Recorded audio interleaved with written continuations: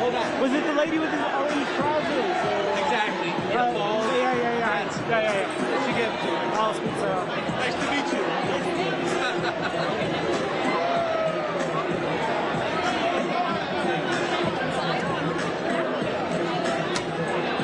Like, it's just like the option. Yeah, it's always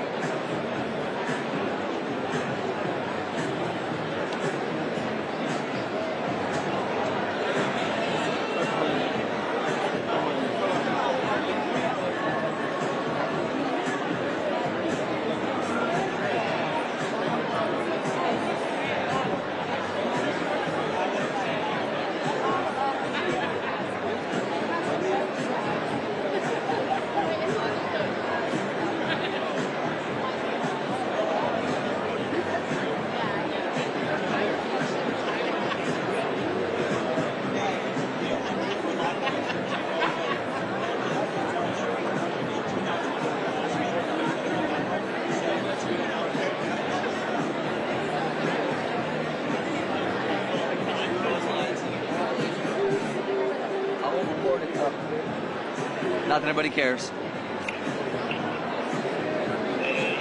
Oh.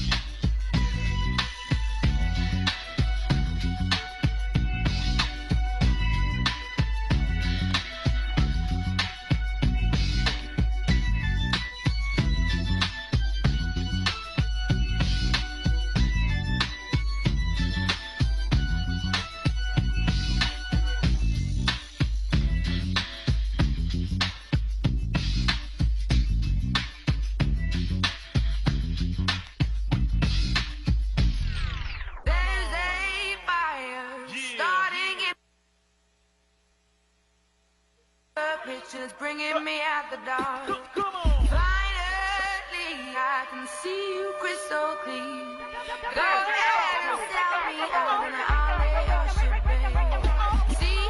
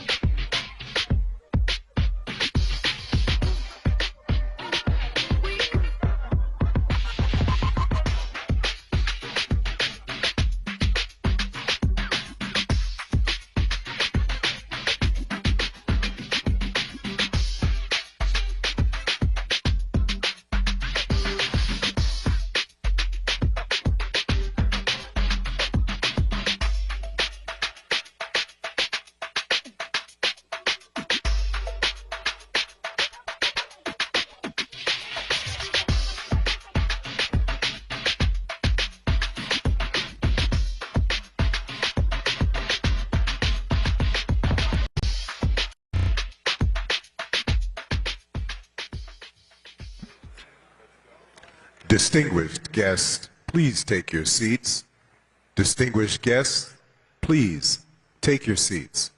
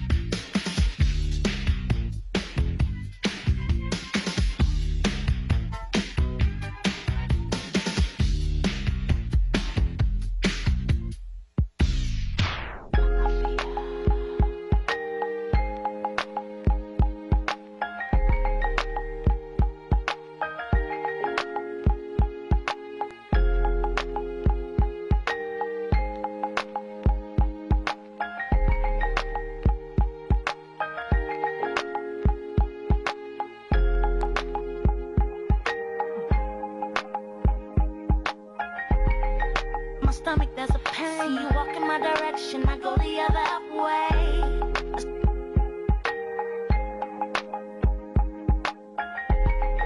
It's happening to me in the dark. Can you tell me what it means?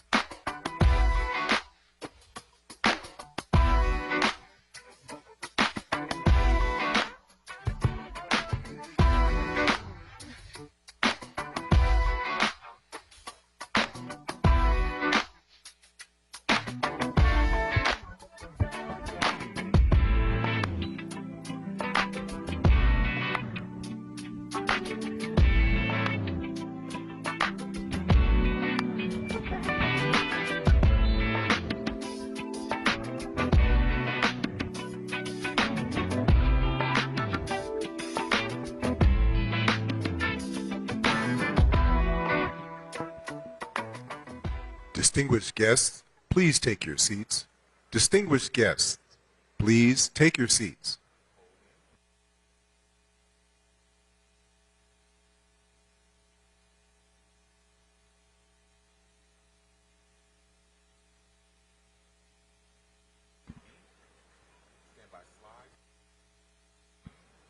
Please welcome the Acting Secretary of the Department of Housing and Urban Development, Adrian Todman.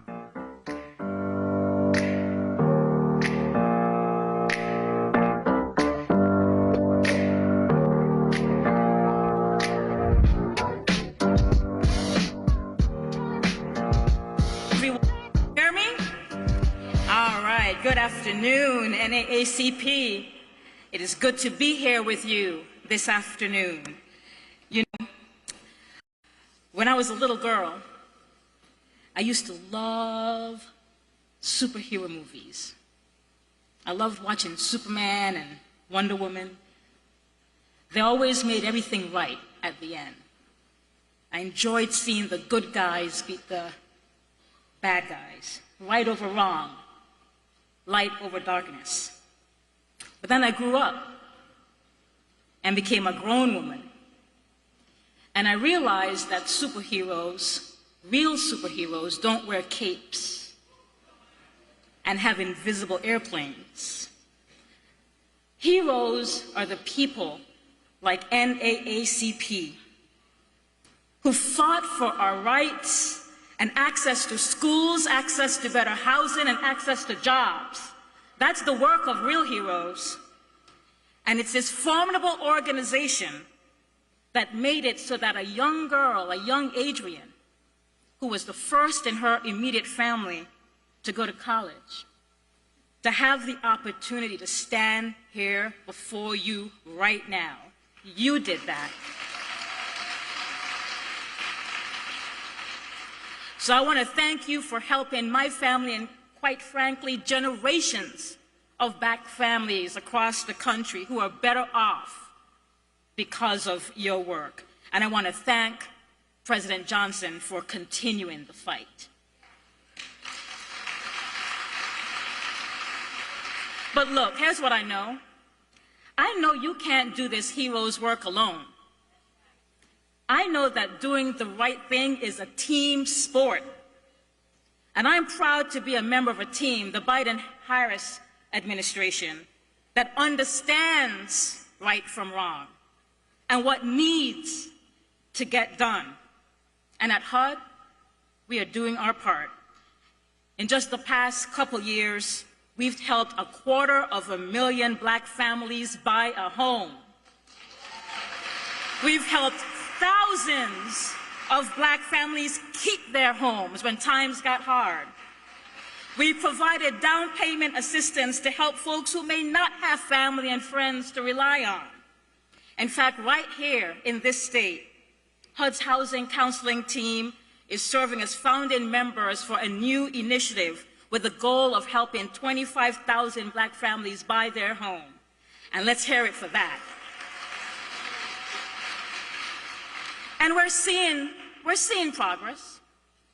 The homeownership gap between white folk and Black folk during this administration has been reduced by 13%. We know there's work to do, but we're on the right path. We've provided more support for renters to pay their rent. We've sent $50 billion to communities, and we've provided more rental vouchers for low-income folks who just need a fair shot. We've given local leaders historic levels of funding to help our homeless brothers and sisters find shelter.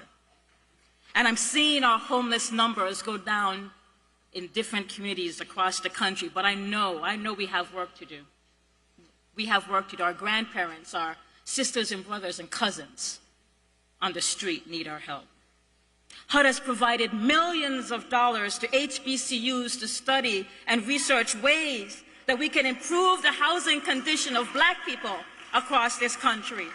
And that's money well spent. And we are fighting appraisal bias. You know, we should not have to, listen to me, we should not have to take down pictures of our grandparents, pictures of our parents, pictures of our children's wedding to make sure we're getting a fair appraisal of our house. Take our books down to make sure that we're getting a fair appraisal on our house. And let me tell you something, when our president and vice president heard that this was a thing, they turned to Marcia Fudge, a bad sister, a woman I'm proud to have called my boss, and then she retired on me. I know, I still talk to her about that. But they turned to Marcia Fudge and Susan Rice and said, we have to figure this out. And we have been on this journey to make sure that we're not just working to make sure people are empowered with information. People thought like that's what you did. That's not what you do. That was wrong. We gave them an avenue to figure out where they should go, but even more than that, we just settled a case with a group called the Appraisal Foundation to force them to diversify. This is an industry that is less than 1% of black and brown folk. And we said, you need to look like America. And that's what we're going to do. And this is just some of the work we're doing to really be about helping black and brown communities. We're getting housing built so people can live in places they can afford and neighborhoods with good schools. We're working to eliminate lead paint and other hazards from homes so our babies don't get sick. So when we talk about our collective legacy, about what drives us to action, what keeps us moving forward, it's not the people who think that this work doesn't matter. It's not the people who tell us that our communities are doomed. It's not the people who don't want us to build more housing for people who don't have a lot of money. It's not the people who think that this extreme heat that I know I'm feeling here, I'm sure you are too, that we're somehow this is in our imagination. What drives me and my colleagues is the generations of Americans to come. The legacy we're building requires us to ask ourselves, when we look back at this critical moment in history, what will people say of us? What will we be proud of? Look, my colleagues and I know that there is more work to do. And that's why today HUD has awarded $325 million to cities and towns across the country to help restore affordable housing, build new housing, and support small businesses. And that includes $50 million right here in Las Vegas. It's why our president is announcing actions today to help American people with their high rents, and why we're investing to build more affordable housing for us to rent and for us to buy. Folks, HUD remains committed to our communities. We remain committed to fairness. We remain committed to justice. And we are committed to people who just need a little bit of help to get by and just looking for a fair shot. We are making sure this country lives up to not just its ideals, but to building a legacy that has a home for everybody. Because we have come too far to turn back now. We need you to be all in, and I promise you, we are all in with you. Thank you, NAACP. Keep being the heroes that you are, and let's keep fighting together. Thank you.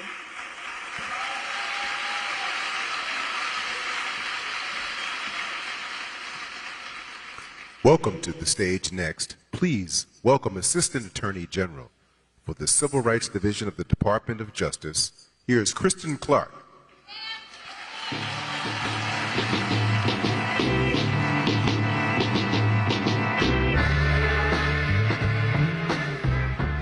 Good afternoon. It is a privilege to be here today at the 115th NAACP National Convention.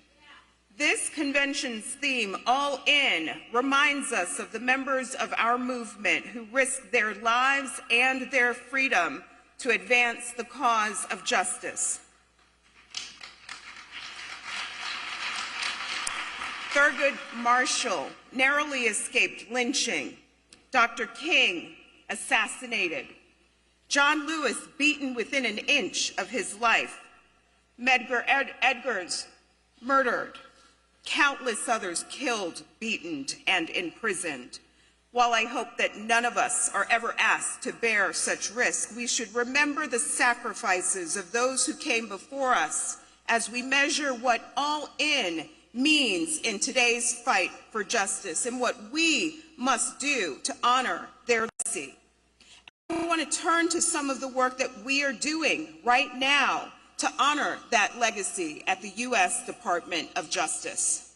The Civil Rights Act of 1964, the Voting Rights Act of 1965, the Fair Housing Act, the Matthew Shepard and James Byrd Hate Crimes Prevention Act, and other federal laws give us an array of tools to fight discrimination and to safeguard our constitutional rights. And we use these tools every day to confront the injustices and inequities that flow from discrimination wherever we find them. One area of our work that remains a critical priority for the Justice Department is ensuring that law enforcement officials carry out their jobs lawfully and without bias. Our fight to ensure constitutional, fair, and non-discriminatory policing remains as urgent as ever.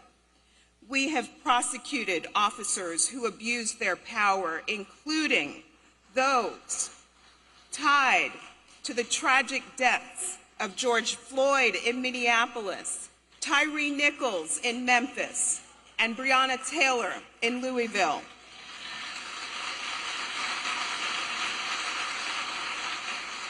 We have prosecuted 6 former officers who tortured and viciously abused 2 black men in Rankin County, Mississippi. This group called themselves the Goon Squad, and they carried out one of the most heinous acts of brutality that we have seen in this century. The lead defendant was sentenced to 40 years in prison. We have investigated law enforcement agencies engaged in a pattern or practice of conduct that violates the Constitution, including in Minneapolis, Louisville, Memphis, New York City, Louisiana, and Lexington, Mississippi. Just last month, we announced our findings that the city of Phoenix and its police department have engaged in a pattern or practice of unlawful conduct, including discrimination against Black, Hispanic, and Native American people when enforcing the law, and using excessive force, including deadly force. Wherever we find violations, we invite leaders, community members, and other stakeholders like the NAACP to work with us to chart a path to reform. Another core mission of the Justice Department is protecting the right to vote. Sadly, we can't ignore voter suppression laws that are spreading like poison ivy across the country. Discriminatory and burdensome restrictions on access to the ballot are undermining the rights of Black voters and voters of color. But that's not stopping us. We have filed suits across the country, including over 30 statements of interest in cases, because we believe that every eligible American should be able to exercise their voice in our democracy. We're also working to confront the unfortunate rise in hate crimes that we're seeing. We have charged more than 120 defendants with hate crimes in over 110 cases since January of 2021. Those numbers include the 3 men who tragically killed Ahmaud Arbery simply because he was Black. Those numbers include the defendant responsible for the heinous murder of 10 Black people at the Top supermarket in Buffalo, New York, and a defendant responsible for the tragic murder of a Black trans woman named Dime Doe in South Carolina. We do this work because racially motivated, white supremacist, anti-LGBTQI+, xenophobic, Islamophobic, Anti-Semitic acts of hatred and violence have no place in our democracy today.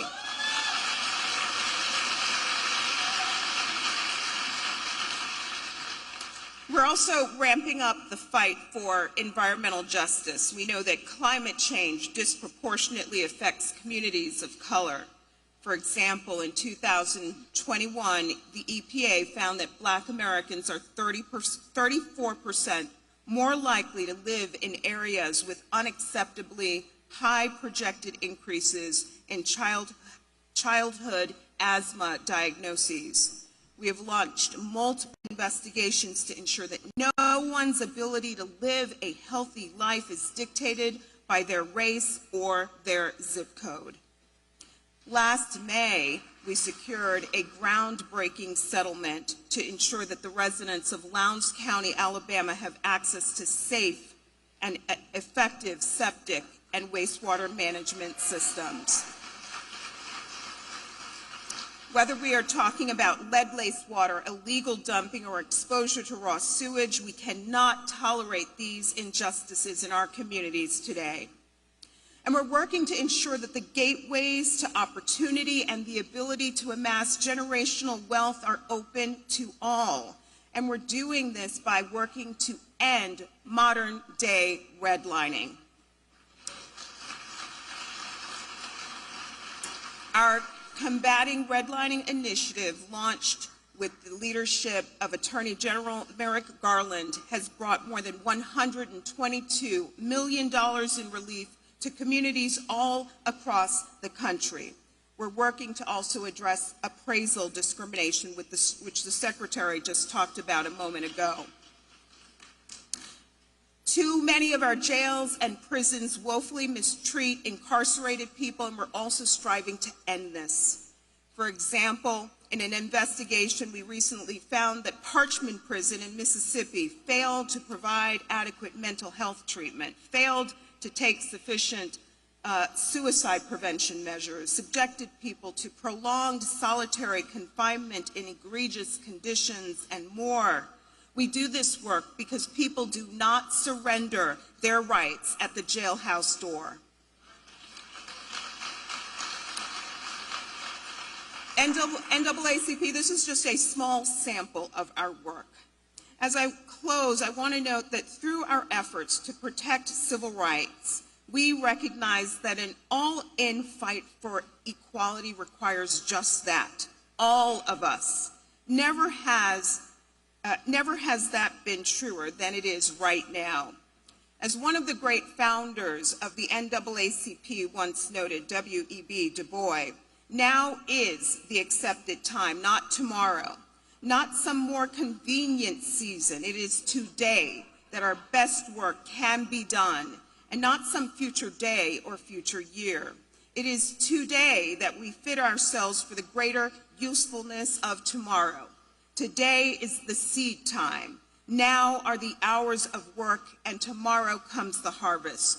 So NAACP, I promise you that the Justice Department, the People's Justice Department, will continue to stand alongside you and all those who work and fight for equal justice in our country. We will not give up. We will not wait for some more convenient season. We are all in now, and we will remain all in until we can reap the harvest. Thank you.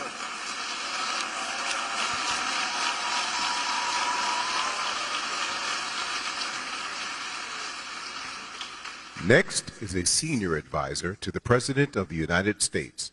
Please welcome Stephen Benjamin.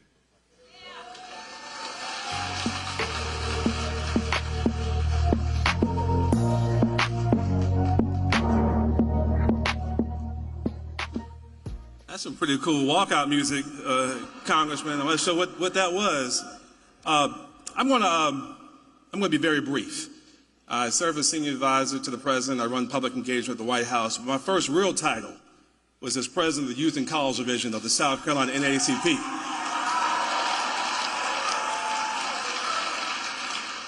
As my parents, my Congressman Jim Clyburn and others will tell you, that titles don't make leaders. Leaders are servants.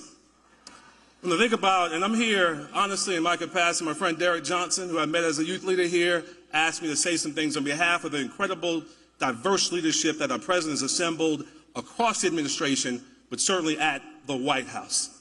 I think of the president's wisdom, and I think of my grandfather, Sam Benjamin. My grandfather, like many of your parents and others, was not an educated man. He wasn't a man of letters. He didn't go to college, get the degrees that we all have, but he was a Christian man. He often teach me and my brothers the lessons that we need to know to survive in life. He often goes to the book of Joshua, chapter 24. He talked about how Joshua renewed the covenant at Shechem, how he assembled all the leaders, the elders, and the judges. He began to recount for them all the things that God had done for them up to that point. How he sent Moses and Aaron to deliver them from Egypt. How he delivered them in battle from the Amorites and the Perizzites and the Hittites and the Hivites and the Girgashites and the Jebusites and the children of Jericho, all the things that God had done for them up to that point. And he said, I've given you a land for which you did not toil, in cities you did not build, yet you live in them and eat from olive groves and vineyards that you did not plant. I've given you a land for which you did not toil, in cities you did not build, yet you live in them. That was my daddy's long way of saying, now, boy, no matter how smart you think you are, no matter how talented you might think you are, no matter how you may think that life has been served up for you in the silver platter, you didn't get here on your own. You didn't get here on your own. There's a price that you must pay for the opportunities you've been given in life. He made sure I knew about the people who marched for me and didn't know me. The people who cried for me, had no idea I'd ever exist. The people who kicked down the doors of the University of South Carolina in 1963 had no idea that Maggie and Sam's nappy-headed little boy would want to go there someday. People that died for me and didn't even know my name. So I'm here on behalf of all of us at the White House to say thank you, NAACP.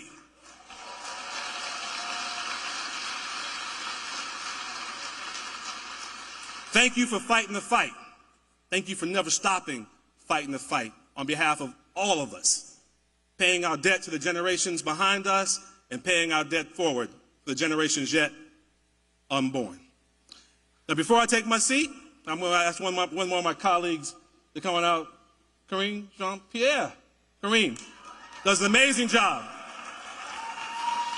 on behalf of the president every day, fighting the fight, telling the story on behalf of the American people.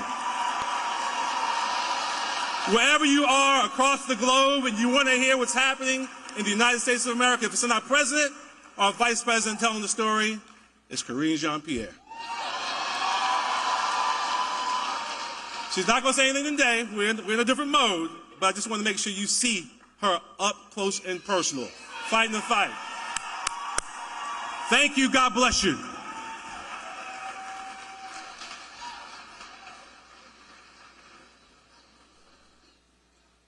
It's one thing to thrive, but it's another thing to do it for us.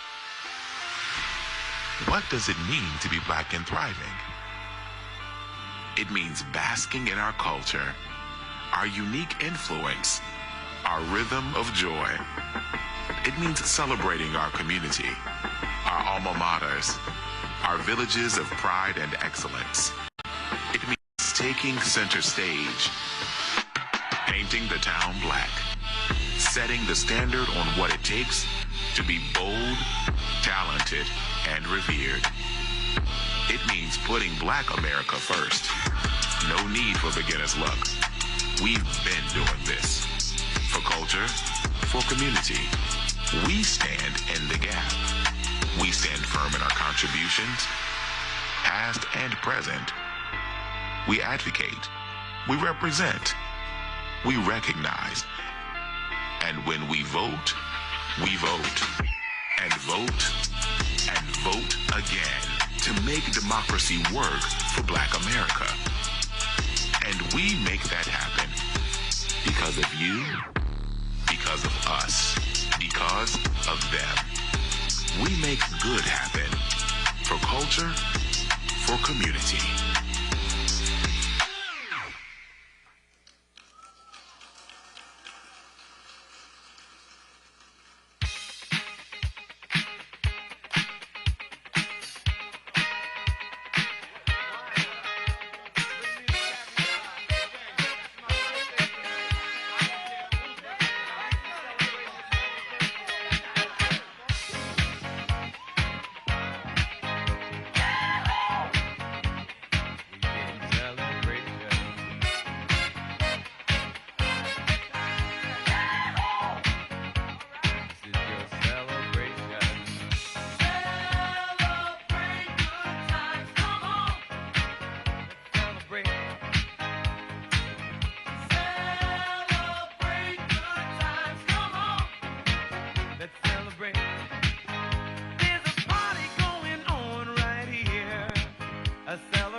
shine to last throughout the years.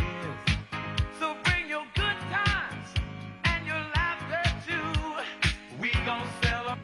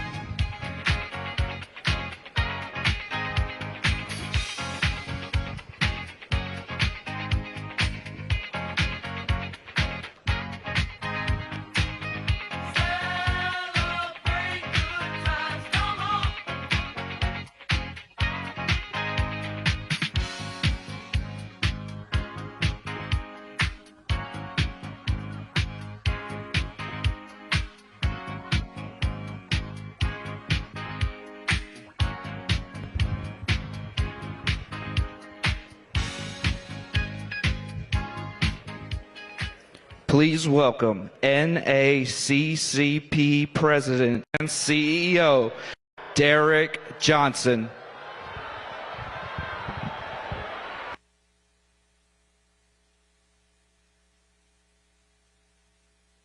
They not like us. They not like us. They not like us. Good afternoon.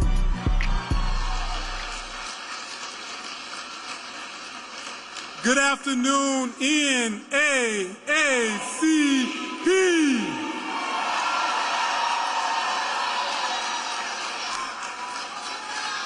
It is a great day to share space with faces we know and those who we hope to know better.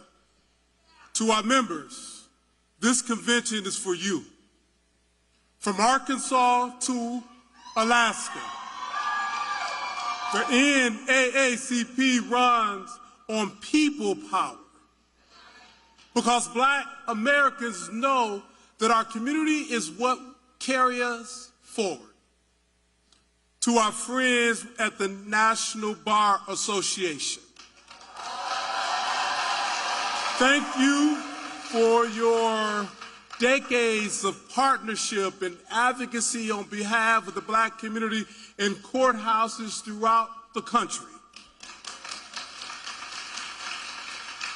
And to the members of the CBC, the conscience of the Congress, your leadership, your voice, your advocacy, your understanding of how public policy must improve the quality of life for African Americans, let me correct that, for Americans across the country has propelled this nation forward in perfecting democracy.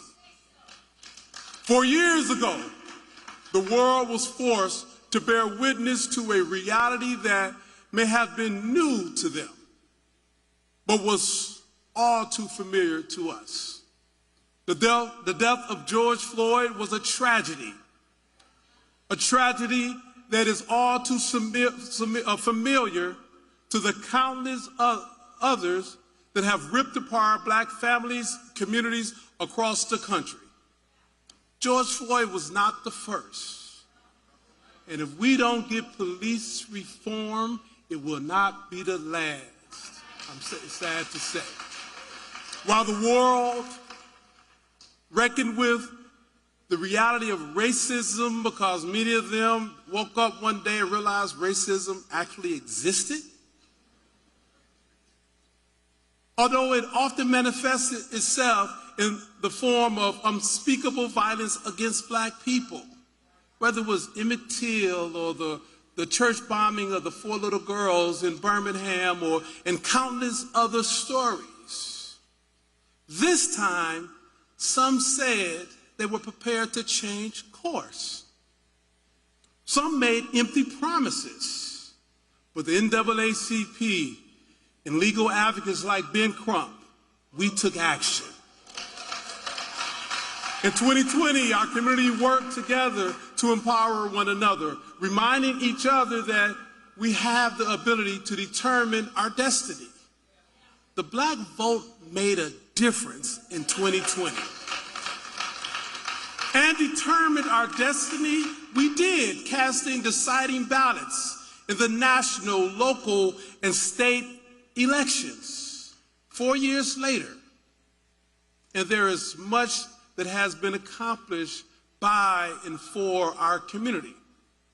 But the history of this nation has taught us that not everyone shares the same investment in a progressive vision.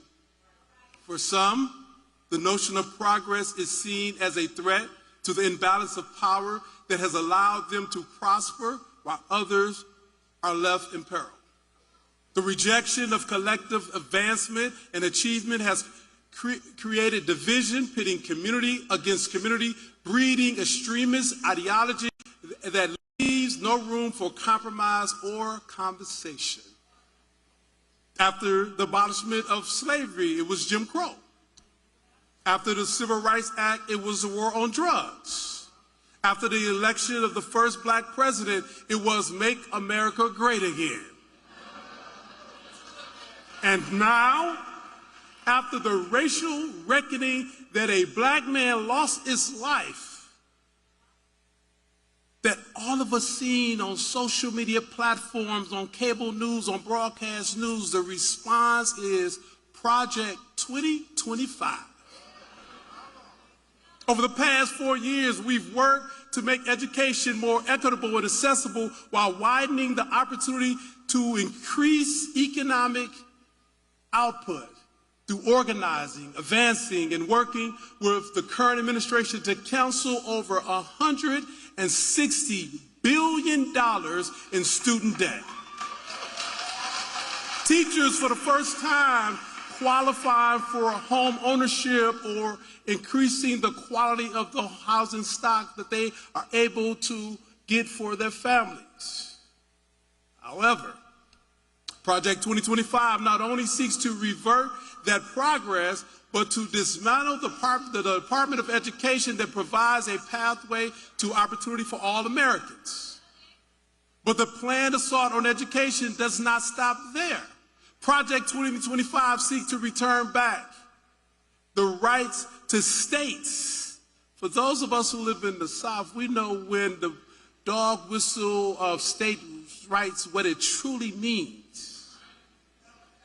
And they're seeking through this states' rights approach to gut Title I, which would lead to the divestment of our public schools, hitting our community hardest. What would this nation be without a public education system for all children, providing quality education? And to those who have yet to see book bans in their states, Project 2025 plans to enact those bans nationwide. This is not a fictional concept. This is a 900-page manifesto that seeks to undermine progress, promote violence, inflict harm on our community. But they must know that in NAACP, we will be here for that fight. This election is not about candidate A versus candidate B or political party A or political party B. We are nonpartisan, but we are political as hell. And we know that this is a fight we must take on. So when people try to give you these false narratives or distract you, let's stay focused not on the people, but the policy priorities they represent, and vote for those who align themselves with what's in the best interest of our communities. And I can assure you, if you do that, it's in the best interest of America. The black community has saved democracy many times before, and we're being called on to save democracy once again. They must know that we are all in on making college more affordable for all. They should know that we are all in on fighting for a reality where Black history is recognized because it is American history. I guess they don't know the history of the NAACP after being in this fight for 115 years. We will not turn back. We will continue the fight, and we will win this battle. We are battle tested. They need to know that we're all in on making equity a reality for all Americans. But we must recognize that this requires work on our end. While they may not be like us, we have to make them think like us. We have to band together the way they do. We must come together. We don't have a time for us versus us public fight. We only have time for a us for us saving of this democracy. To get the access we need in order to get the equity we deserve. Equal protection of the law isn't a concept, it's a guarantee that we must keep intact in our Constitution. Now, we've experienced that what we feel like to have, we have experienced what it feels like to have the door shut in our face, or our voices stifled by divisive noise. We know that change is possible when doors are open, and how our culture shines through those doors when individuals like Steve Benjamin sits in the seat he's sitting, or Michael Regan sits in the seat that he's sitting, or Karine sits in the seat that she's sitting, because we will operate in excellence to ensure that this concept of democracy is protected, it grows, and is inclusive. We're not asking for perfection. We're asking for platforms that empower, not imprison. We're asking for leaders who don't shut the door on our face or drown out our rallying cries. And while there is a lot of work to be done, I am proud to welcome a leader who doesn't shut the door in our face, but turns up the volume when speaking. A leader who may not always get it right, but is all in on getting it done. And with that being said, I am honored to welcome the 46th President of the United States of America, Joseph R. Biden.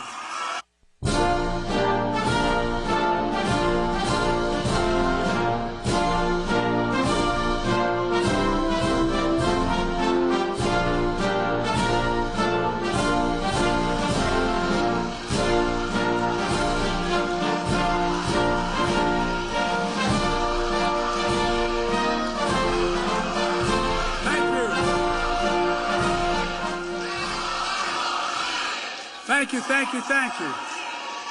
Folks, my name's Joe Biden, and I'm a lifetime member of the NAACP. And I am all in. My word, I am all in. President Johnson, thanks for the introduction and for your leadership, most of all for your friendship. And thanks to all the thousands of members of across America that are here. One of the most important organizations in our country. And a special thanks, I mean it sincerely, to the members of Congress who are here, including Nevada's own Stephen Horsford, chair of the Congressional Black Caucus. I don't know where he is, but I know he's out there. As so many members of the CBC members defending freedom, like Benny Thompson of Mississippi, chair of January 6th Committee. And the best friend anyone can have Jim Clyburn of South Carolina.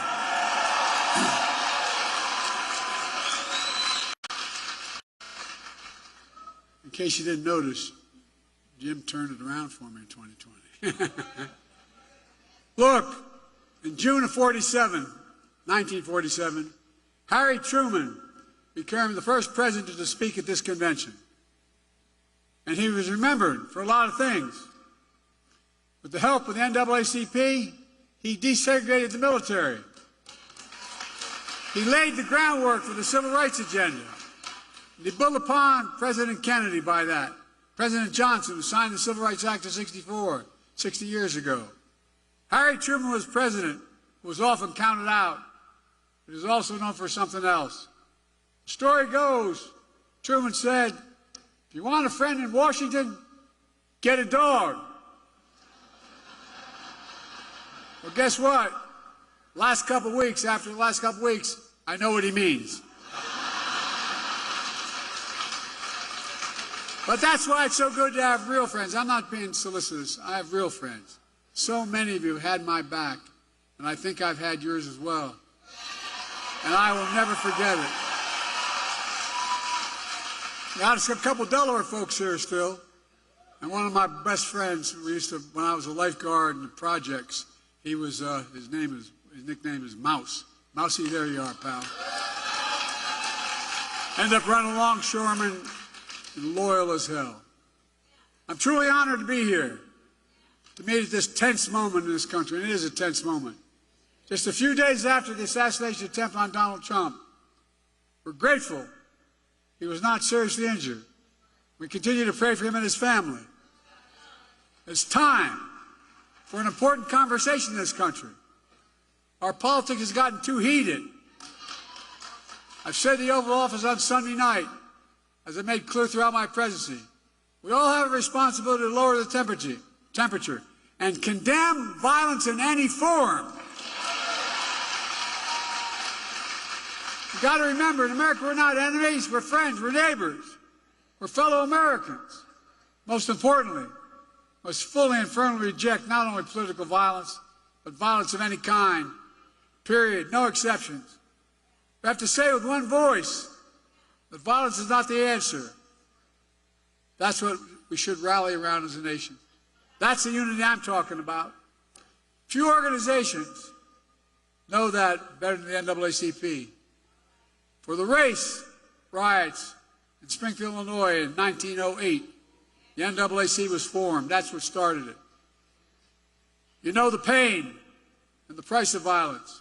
You understand if you're going to talk about standing against violence, you must stand against all violence.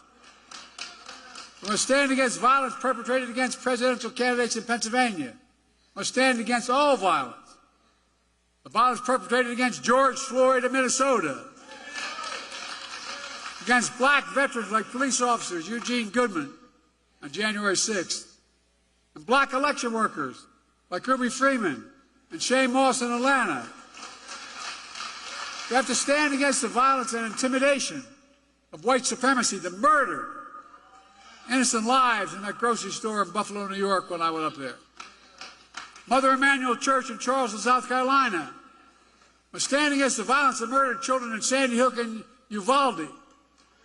Concert goers in Las Vegas. Innocents on the street all across America that never make the news. There's Uvalde every day in the communities across the country. If you're going to be outspoken on one, don't be silent on others.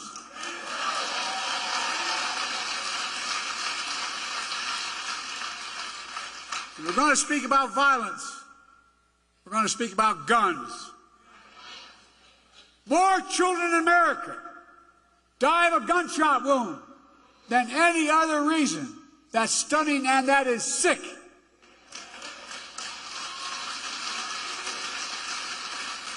And it's sheer cowardness if we do nothing about it. So, if you want to stand against violence in America, then join me in getting these weapons of war off the streets of America.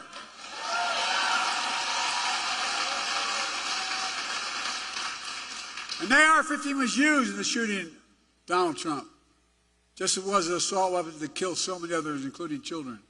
It's time to outlaw them. I did it once and I will do it again.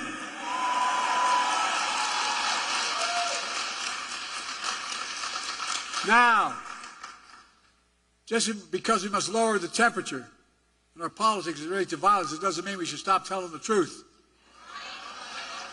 Who you are, what you've done, what you'll do, that's fair game.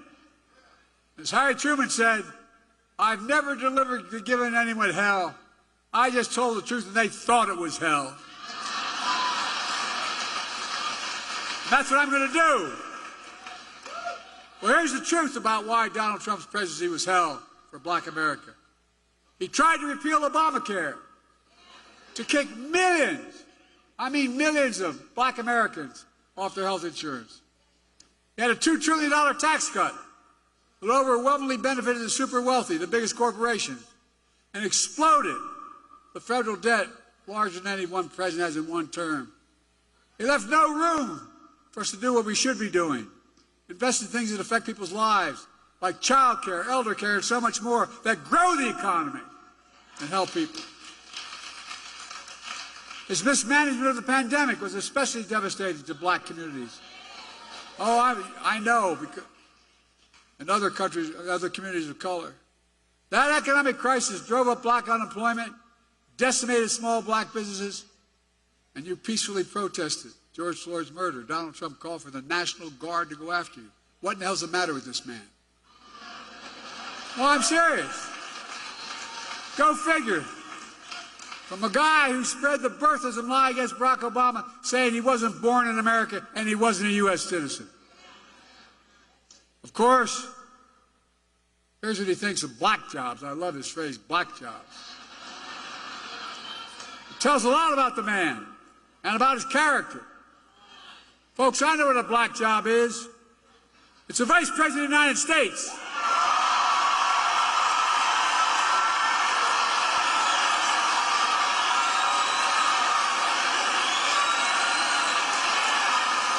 I know what a black job is. The first black president in American history, Barack Obama.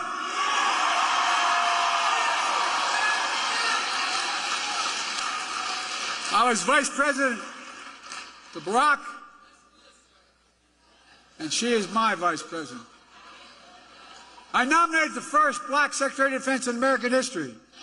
He's doing one hell of a job. I nominated the first black woman to the United States Supreme Court. It matters. It matters. And I promised myself, and I promised America, that my administration would look like America.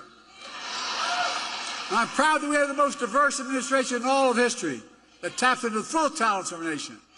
That's who we are. These guys don't get it. That's why we're so successful. No, I'm serious. That's what makes us the greatest nation on earth. That's not hyperbole. Folks, it's because of you that I'm president and Kamala Harris is vice president.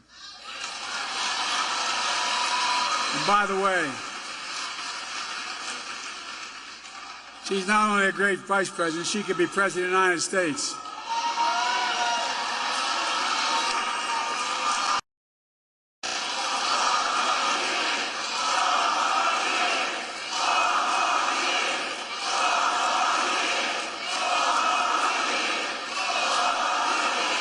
Thank you.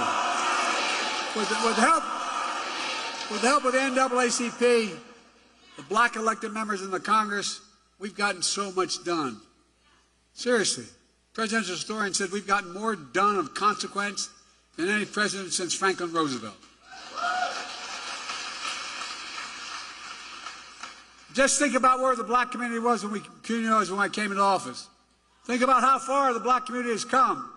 But we still got a long way to go. COVID no longer controls our lives. Our economy is not figuratively, literally, the strongest economy in the world. Historic low black unemployment. Record growth of black small businesses. Let me say this again, because Trump is lying like hell about it. The black Unemployment hit a record low under Biden-Harris administration. The first bill I passed would put $1,400 checks plus $300 checks per child, per family, per month in the pockets of people in this country to get them through the pandemic. Not Trump's administration. Kamala and I did that. We put more money in the pockets of than anyone. We cut black, and as a consequence, we cut black child poverty in half. And what we're finally getting through to people, my economic policy grows the economy when we spend money. Grows it. We grew the American economy to the strongest in the world. And I'm determined to make that tax cut permanent.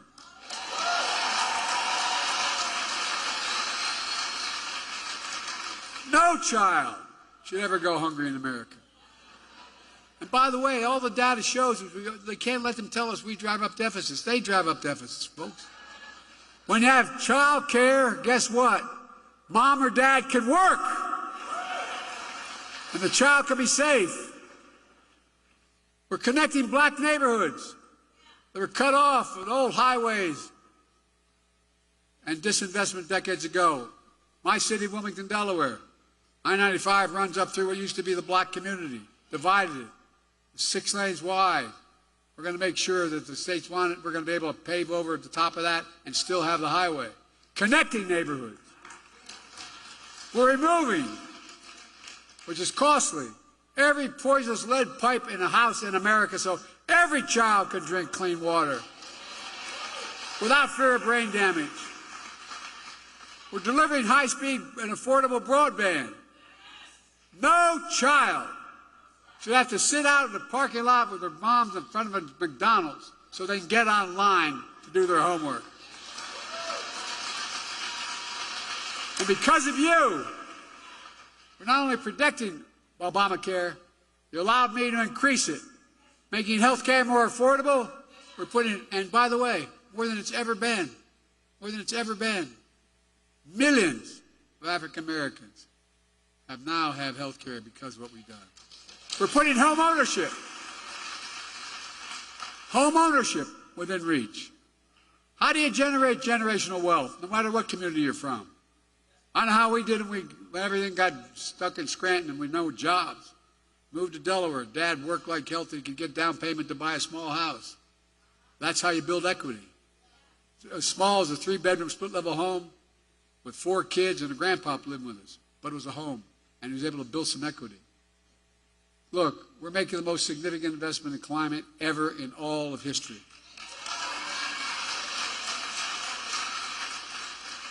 Including the most significant action on environmental justice ever. Look, folks, think about this. My state of Delaware, if you know, not many don't know my state. My state of Delaware has a Delaware River runs up along, it's jagged. But at the top of the state, there's a half moon. And it goes up along more oil refineries on the other side of that half moon, darkest looking area than anywhere in the country, including Houston. And guess what? The wind blows southeast. We had the highest cancer rate for the longest time. But you know who's affected? Fence line communities. And you know who the fence line communities are? Black communities. And I promise, as we make this legislation work, we're going to take care of those communities first. First. I mean it. Same way in Louisiana, same way in other places. Look, we've received student debt for more than 4 million borrowers. A significant amount are black borrowers. I don't know how many have called me, say, Mr. President, or God, I've gotten phone numbers, I've called them back. Mr. President, thank you. I couldn't get married. My debt was so large. I couldn't have children. I couldn't think of, no, I'm serious, you know it. I couldn't buy a home. But what you did, you freed me of my debt, and you gave me $10,000 for a down payment in a home.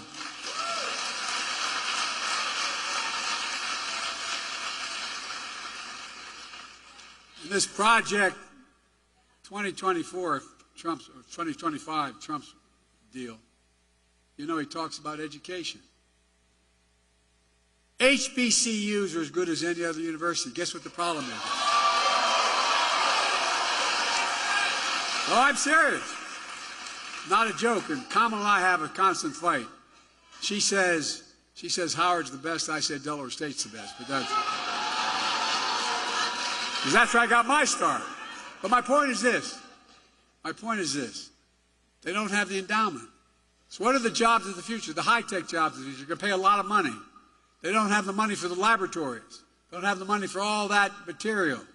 So that's why I've invested a record $16 billion in HBCU. Because no HBCU student is any less qualified than any student anywhere else.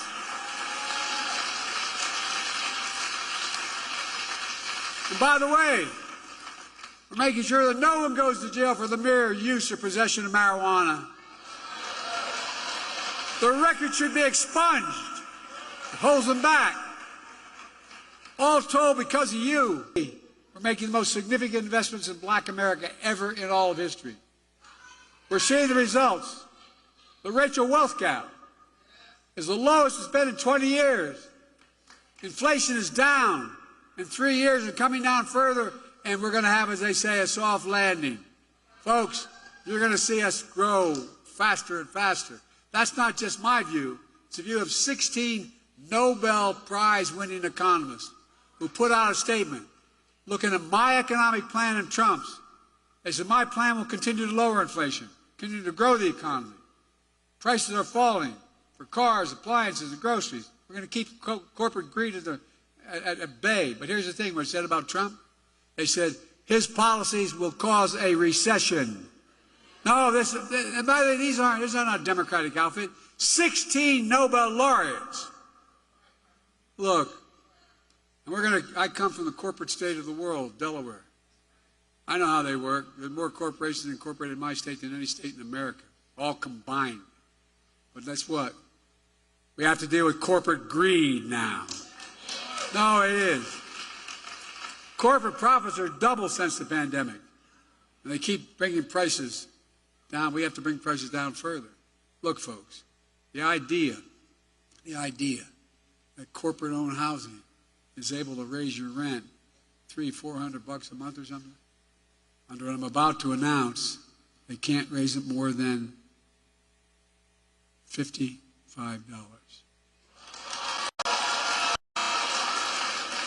That debate is taking place. The bottom line is we're just getting started. Well, no, it's not enough to talk about the past. We need a vision for the future. Here's my plan for the first 100 days of the second term. Kamala and I are calling on Congress to pass the John Lewis Voting Rights Act.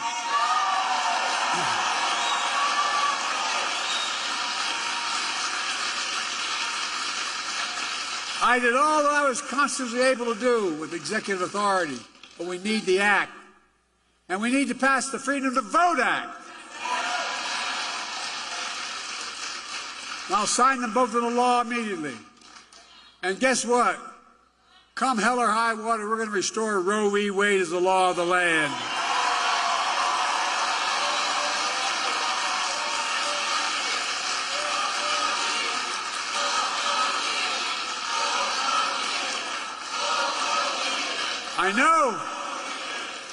I know you say, Joe, you may not have a Congress. Well, guess what? You all told me I couldn't pass the Inflation Reduction Act. You all told me I couldn't face it. Anyway, we did it. With your help. Republicans blocked police reform in Congress. So I signed a historic executive order on police reform. And I'm going to come back and we'll sign George Floyd and Policing Act into law come hell or high water. Not only going to stop MAGA Republicans, we're going to stop them in their program on 2025. We're going to stop them from cutting Social Security and Medicare. I'm going to expand Social Security and Medicare by making the very wealthy begin to pay their fair share. We're going to bring rents down, as I said. We're going to build 2 million affordable homes and cap rent increases of 5% a year so corporate landlords can't gouge. Anyway, I don't want to get going. I'm going to get very upset. But they're just gouging Americans. And we're going to keep relieving student debt. And we're going to end medical debt. We've already made sure medical debt can no longer be put on a credit report. Well, I'm working with states to wipe out medical debt for pennies on the dollar so it's not hanging over you the rest of your life. We're going to raise the federal minimum wage. Our first term, we capped the cost of insulin for seniors at $35. Total drug costs for seniors, beginning in 2024-5, at $2,000 and some of those cancer drugs are $10,000, $12,000, $14,000 a year. But the second term, we're going to do that for not just seniors, for everyone in America. And by the way, not only saves lives, it will save taxpayers, just what I did on the first round on dealing with Medicare. It saves the taxpayer $160 billion because they don't have to pay these exorbitant prices to these anyway. This year, Medicare is negotiating lower prices for some of the costliest drugs on the market. That threats everything. That treats everything from heart disease to arthritis. In the next term, we want to go further, give Medicare the power to negotiate lower prices for 50 drugs a year, not 10. That not only will save lives, it's estimated to save the taxpayer another $200 billion a year. This is saving taxpayers money. And by the way, if you notice, all the stuff they said, big spend in Biden, we have lowered the deficit, not raised it. We've increased economic growth. Folks, here's what else I'm determined to do. I'm determined to end Trump's tax cuts for the very wealthy and big corporations and make the tax code fair and ease the burden on working people. I kept my commitment that no one making less than $400,000, I never saw in my life till I got elected president, will pay a penny more in federal taxes. But here's the deal. We have in America, since the pandemic, 1,000 billionaires. 1,000. You know how much in federal tax they pay? 8.2%. That's their federal tax, 8.2%. We're going to make billionaires pay a minimum of 25%, which is low. No billionaire should pay a lower tax rate than a teacher, a firefighter, a nurse, a janitor. That's simply ridiculous. And when we do that, that alone will generate $500 billion in revenue over the next 10 years, allowing us to lower costs for families and save the government money. We can do more on elder care, child care, bringing down the federal deficit, and so much more. This is not rocket science, folks. But they've convinced us that any spending of money is costly. It's saving money. By God's truth, it's saving money. And it's vitally important. You know, the next president of the United States could appoint 2 or more justices to the Supreme Court. Just imagine. I know the stakes. Folks, my vision for the future will continue to be all about working people in this nation. And my whole career, and go back and look at it, I've not been perfect by any stretch of the imagination, but a simple proposition, the family I come from, the neighborhood I come from.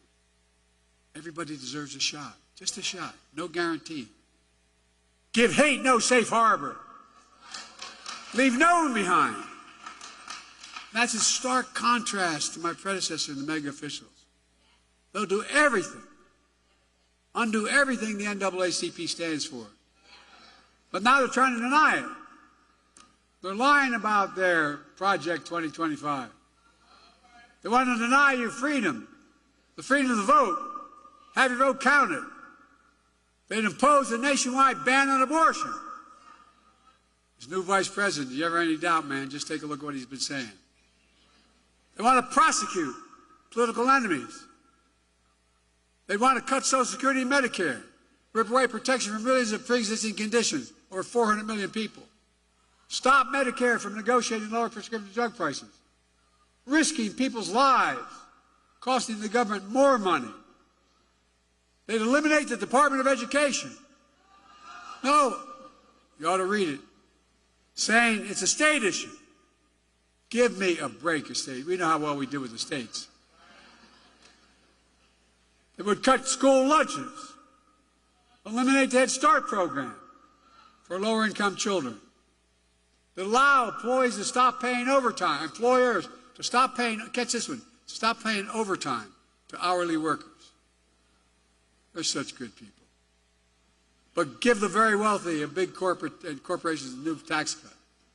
They've already eviscerated affirmative action. They'd also decimate diversity, equity, and inclusion all across American life. They're already trying to do it by banning books. They're trying to erase black history. Black history is American history.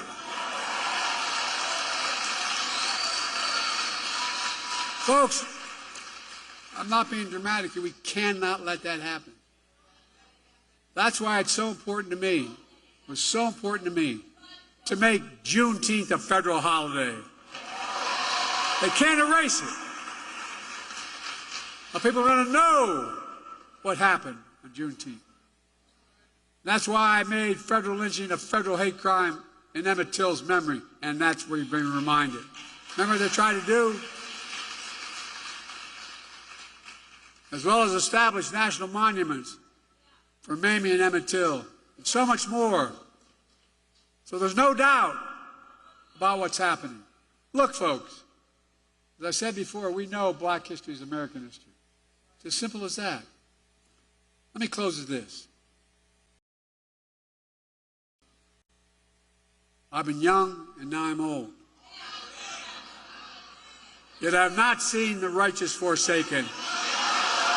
I have not seen the righteous forsaken. And I will not see the righteous forsaken.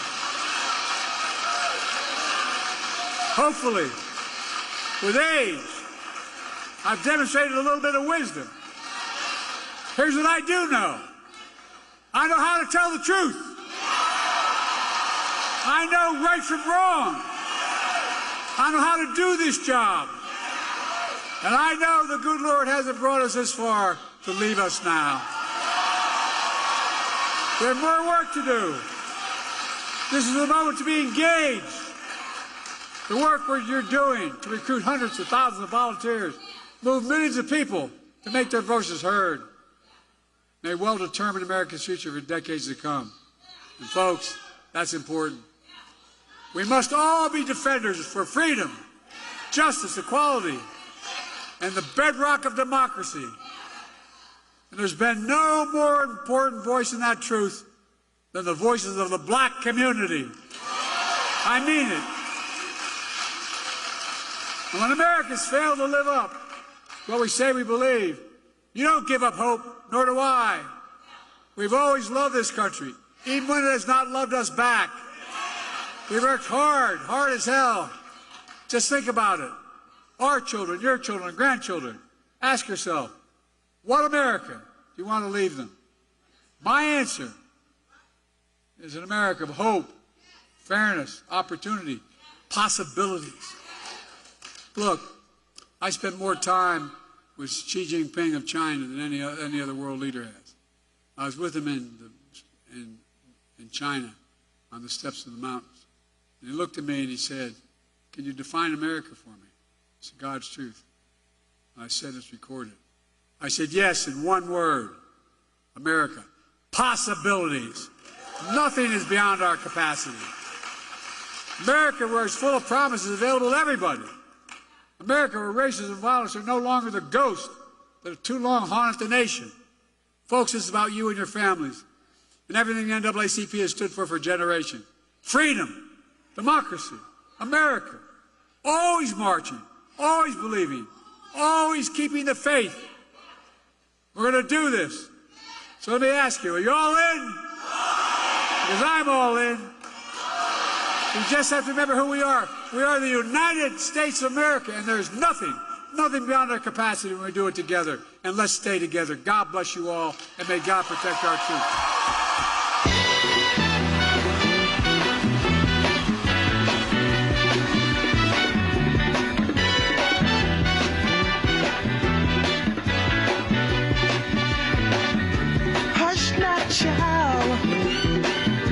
and don't cry. Your folks might understand you by and by. Just move on up toward your destination, though you may find from time to time. Attention all attendees. Attention all attendees. Please remain for this announcement. First, members of the Resolution Committee, please exit to the Mandalay Ballroom now. Remaining delegates and attendees, we welcome you to the 115th NAACP Convention. Next, we will proceed to the Mandalay Bay Ballroom, where the resolution session will be held. Delegates will enter through the Mandalay Ballroom Door F, marked for delegates. Delegates will sit in the front of the room, near your state sign. Observers, please sit in the back of the room. Lunch will be served to delegates inside the Mandalay Ballroom. You should have received a ticket for your lunch as a part of your convention registration packet. Tickets are non-transferable and non-replaceable. Upon entering the Mandalay Ballroom F door, you will be asked for your ticket provided with a choice of chicken, salmon, or vegan bowl. To receive your lunch bowl, you must provide your lunch ticket to the attendant. You will receive your keypad to vote on resolutions upon entering the Mandalay Ballroom F door. Instructions for using the keypad can be found in your email along with the resolutions packet. The resolution session will begin promptly after lunch and will continue until we have voted on all resolutions. We hope this information is helpful, and we look forward to a productive resolution session. We will dismiss in the following order: Region 1, Region 3, Region 7, Region 2, Region 5, Region 4, and then Region 6. All remaining attendees, please join us in the Mandalay Ballroom. Thank you.